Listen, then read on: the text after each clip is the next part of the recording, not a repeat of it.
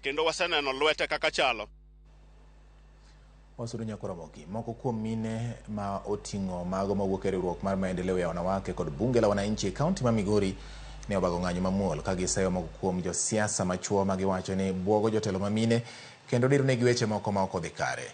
Mine go mane otelnegi kod jakom mar maendeleo ya wanawake sub county Masuna East Millicent Atieno wacho ni moko kuom jotelo machuo ma oting'o jaod bura Masuna West Peter Masara osenyisa chaya ne woman rep ma Migori Fatuma Mohamed. Jaod bura Masuna West Peter Masara ma bende nitiere oko mar piny Kenya to ne oramo ni ne en openjo mana women rep mondo okon jo Migori kama otede gino ma owacho ni pod obiro mana medo penjo.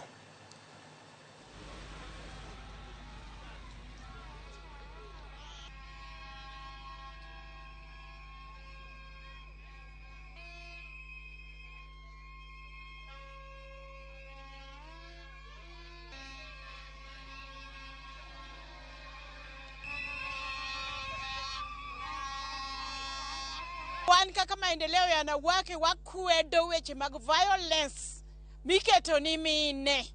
Ok wadwar violence. Joma chuo ne wasekwa ng'uono ni mondo wewa thuolo watim tije. Ayanye mamono wadonje siasa nikech bi yanya madwanya ga yan tato ka hero weche makamago nikech mine gin jogo mohero weche mag Nyasaye. Wajuma mine watiyo matek. Gima dichuo nyatimo dhako nyatimo molo kata dichuo.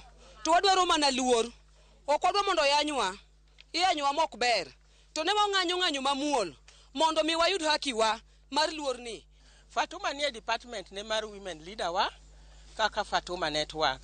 Ohero joma mine to ohero youth, ohero ng'ata.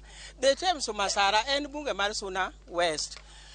Yanino dhi e liel ko yanyo Fatuma. We are not ready mondo wa fight e liete. Ka in koda wach please come mondo wa bed piny mondo wa sort that problem issue ne women.